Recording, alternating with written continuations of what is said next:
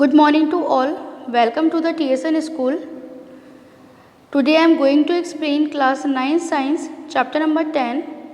The name of this chapter is gravitation and it is the second part of this chapter. Now today I am going to explain Newton's universal law of gravitation. It is a very important topic. Everybody in the universe attract every other body with a force which is directly proportional to the product of their masses and is inversely proportional to the square of the distance between them. It is a very important. Mark कर लीजिए आप. What is the means of the universal law of gravitation बेटे? The definition is कि इस universe के अंदर जो objects हैं, एवरी अदर बॉडी जो है with a force which is directly proportional to the project. यदि हम दो ऑब्जेक्ट लेते हैं, उन दोनों ऑब्जेक्ट के बीच का जो डिस्टेंस होता है और उन दोनों ऑब्जेक्ट का जो मास होगा वो डायरेक्टली प्रोपोर्शनल होगा फोर्स के और इन्वर्सली प्रोपोर्शनल होगा उनके बीच के डिस्टेंस के स्क्वायर के. Okay. The direction of force is along the line joining the centres of the two bodies. अगर हमें डिस्टेंस मेज़र करना है दोनों ऑब्जेक्ट्स के बीच का, तो हम कैसे करेंगे? उनके सेंटर पार्ट से. ठीक है, इनके सेंटर पार्ट से हम मेज़र करेंगे. यहाँ से हमने लिया और यहाँ से इसके बीच में, तो ये जो सेंटर लाइन होगी, दोनों को ज्वाइन करने वाली, दोनों के सेंटर को ज्वाइन करने वाली जो लाइन होगी, उसे हम डिस्टेंस लेंगे. Let two bodies A and B. हमने टू बॉडीज़ ली हैं ए एंड बी. यहाँ पर आपको देखने से पता चल रहा होगा कि जो बॉडी ए है इसका मास बी बॉडी की तुलना में ज़्यादा है. ठीक है, तो इसीलिए हमने इसकी मास को m1 लिया है और जो बॉडी b है उसकी मास को हमने लिया है m2. are placed at a distance of r from each other. Let F be the force to attraction between the bodies. Then the force of attraction is directly proportional the product of their masses. तो इसे हम किस तरीके से लिखेंगे बेटा? F इस proportional का साइन लगाएंगे हम. Then product of both masses का है, तो m1 एंड m2 ये आपस में क्या हो रहे हैं? मल्टीप्लाई हो रहे हैं. ठीक है, तो इनका लिया है हम लोगों ने. जो फोर्स है वो डायरेक्टली प्रोपोर्शनल है दोनों मासेस के प्रोडक्ट के. And the force of attraction is inversely proportional the square of the distance. यहाँ पे आप ध्यान रखिए, यहाँ पर डिस्टेंस को मैंने r लिया है, लेकिन आप डिस्टेंस को ये भी ले सकते हैं, आप DC भी शो कर सकते हैं. ठीक है, तो यहाँ पर हमारे पास क्या आएगा कि F inversely proportional to 1/r², या हम यहाँ पर d² भी ले सकते हैं. ओके. अब ये तो हो गई हमारी equation first and it is our second equation. Okay, तो देखते हैं आगे. अब हमने क्या करा है बेटे? दोनों इक्वेशन को आपस में ज्वाइन कर दिया है. दोनों इक्वेशन को आपस में ज्वाइन करने से हमारे पास में क्या आएगा? हमारे पास आएगा कि F is inversely proportional to m1 m2 upon r². ये कैसे आया है कि F मैं यहाँ पर शो कर देती हूँ आपको. देखिए, F is proportional to 1/r² था. अगर 1 की जगह पे मैं यहाँ पर m1 और m2 लेती हूँ, तो ये इक्वेशन बन गया मेरा ये वाला. Then F is proportional to m1 m2 upon r².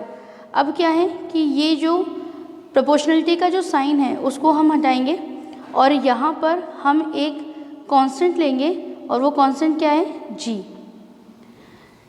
तो देखिए, नेक्स्ट हमने लिया है F is proportional to m1 m2 upon d².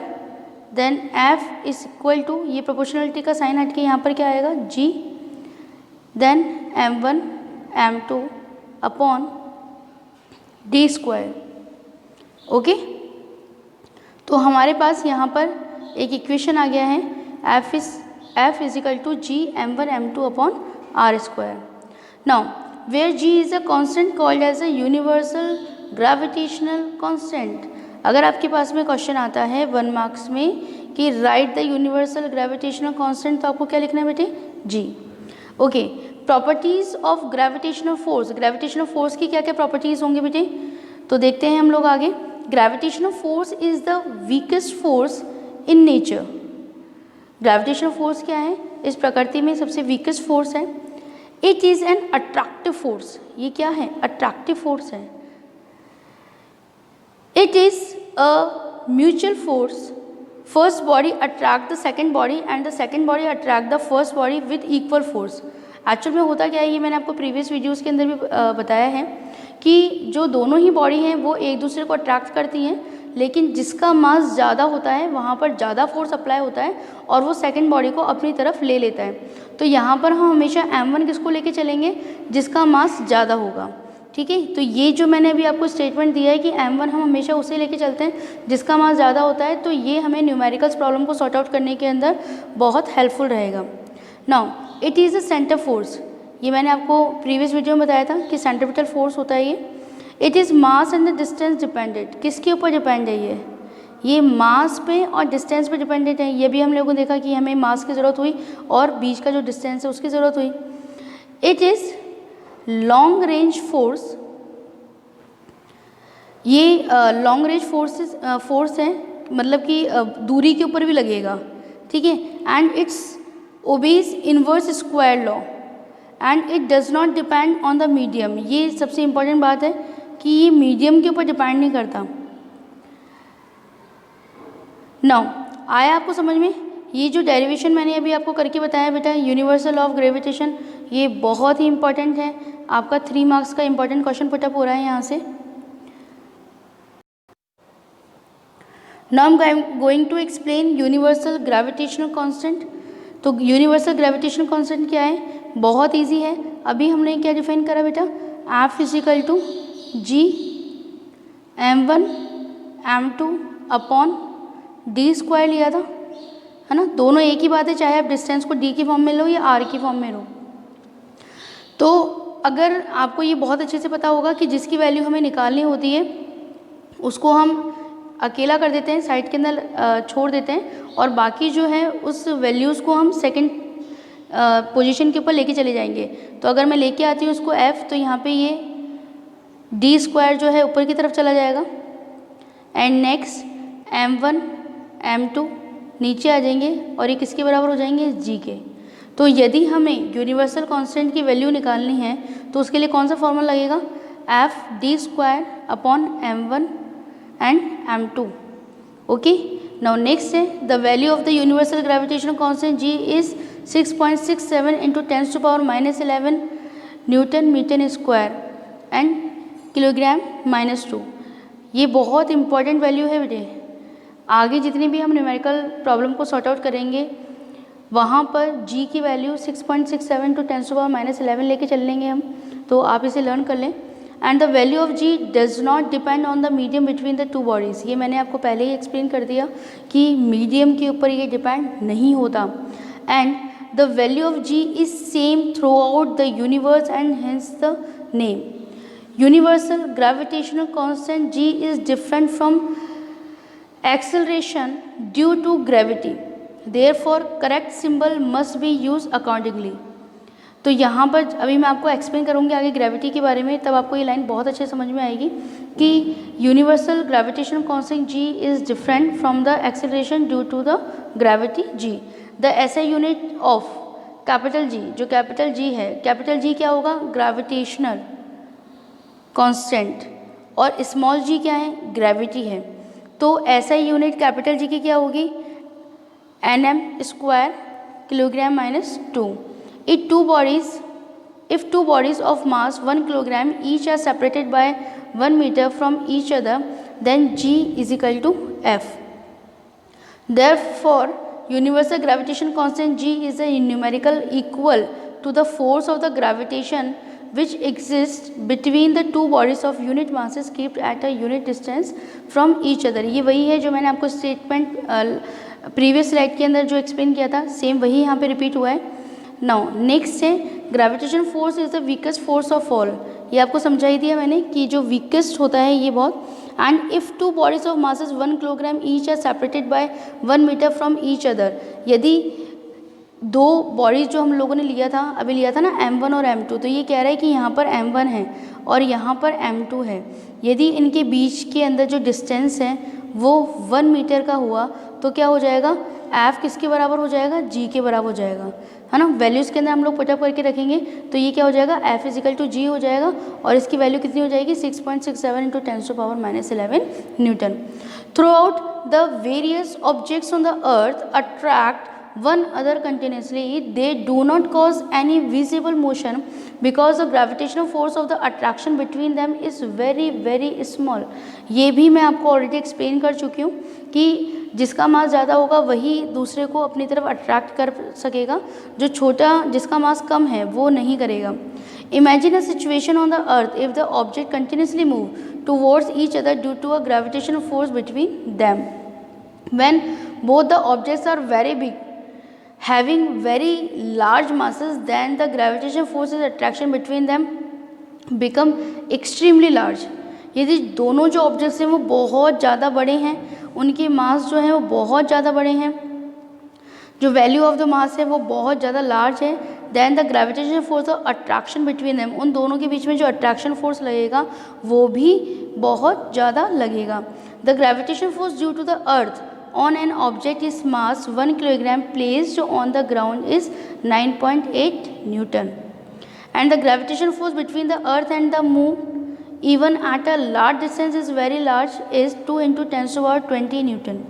यदि हम ग्रेविटेशन फोर्स की बात करें अर्थ और मून के बीच की तो वो कितना होगा 2 into 10⁻20 न्यूटन, जो कि एक बहुत ज़्यादा नंबर है ना, वेरी लार्ज नंबर है। ओके, नाउ नेक्स्ट है हमारे पास Newton second and third law of gravitation. First law of gravitation और उसकी डेरिवेशन अभी मैंने आपको एक्सप्लेन करी है। Now I am going to explain the second and the third law of gravitation. According to Newton's third law and the universal law of gravitation, every object attracts every other object with gravitation force, these forces are equal and opposite. क्या था Newton's का जो third law था वो क्या था, action reaction. तो इसमें ये कह रहा है कि जो फोर्स अप्लाई हो रहे हैं वो इक्वल और अपोजिट डायरेक्शन के अंदर होते हैं। Therefore both the object must be moving towards each other due to the force. Now due to very weak nature of force the normal size bodies are not seen moving towards each other. ये मैं Apple वाले example से आपको already show कर चुकी हूँ कि Apple का जो मास है वो अर्थ की तुलना में बहुत कम है, मतलब उसको नेग्लिजिबल मान सकते हैं हम लोग, बिल्कुल नगण्य मान सकते हैं। तो इसीलिए जो है अर्थ जो है उस तरफ मूव करती हुई दिखाई देती ही नहीं है, क्योंकि ऐसा होता ही नहीं है, ठीक है ना। क्यों नहीं होता, मास की वजह से। मास जो है वो एप्पल का बहुत कम है। नाउ नेक्स्ट है कि what happen when a ball is dropped from a certain height from the ground. क्या होगा यदि हम किसी ऊंचाई से बॉल को नीचे की तरफ थ्रो आउट करें, फेंक दें, तो क्या होगा, force according the second law of Newton, force is equal to mass into acceleration. तो हम किससे रिप्रेजेंट करते हैं, फोर्स को F से, देन मास को M से और नेक्स्ट एक्सेलरेशन को A से। तो F इजिकल टू क्या हो गया बेटा हमारे पास में, F इजिकल टू हो गया मेरे पास में F is equal to M into A। Let M and M यानी कैपिटल M किसके लिए आएगा, जिसका कि मास ज़्यादा है। जिस बॉडी का मास ज़्यादा होगा उसके लिए हम कैपिटल M लेंगे, और जिस बॉडी का मास कम है उसके लिए हम स्मॉल m लेंगे। तो दोनों चीज़ ले सकते हैं बेटा, है ना। दोनों में से आप किसी से भी न्यूमेरिकल्स को सॉर्ट आउट कर सकते हैं। यदि आप m1 m2 ले रहे हैं तो भी सही है, यदि आप कैपिटल M स्मॉल m से ले रहे हैं तो भी सही है। लेकिन बस ये आपको ध्यान रखना है कि लार्ज हक बॉडी जो होगा उसके लिए हम लोग उसकी जो वैल्यू लेंगे वो हमेशा कैपिटल M है और m1 के अंदर ही लेंगे। ओके, नाउ नेक्स्ट है आपके पास में कि by Newton's third law F is equal to M into A, वो कैपिटल के लिए भी और स्मॉल के लिए भी है। ओके, तो यदि हम A की वैल्यू निकालना चाहें, A की वैल्यू, तो कैसे क्या आएगी, A is equal to F upon M। कैसे आया बेटा, देखिए F इजिकल टू क्या हो गया, m इंटू ए। ये बात मैंने आपको हमेशा बताई है कि जिसकी वैल्यू हमें निकालना होता है उसको हम एक तरफ ले लेते हैं और बाकी जितना भी हमारे पास मैटर है उसको हम दूसरी तरफ भेज देते हैं। तो F इजिकल टू ए को तो हमने यहीं रखा, अब m क्या हो रहा है, यहाँ पे मल्टीप्लाई हो रहा है ना, तो यहाँ पर आएगा तो डिवाइड हो जाएगा, तो F upon m is equal to A. Okay, for the given force F the ball experiences large acceleration due to a smaller mass but the earth experiences negligible small acceleration due to a large mass। ये कई बार आ चुका है हमारे पास में और मैंने आपको बहुत अच्छे तरीके से समझाया है। आई होप कि आपको तीनों लॉज के अंदर कोई प्रॉब्लम नहीं आई होगी। नाउ नेक्स्ट है I am going to explain here the free fall, what is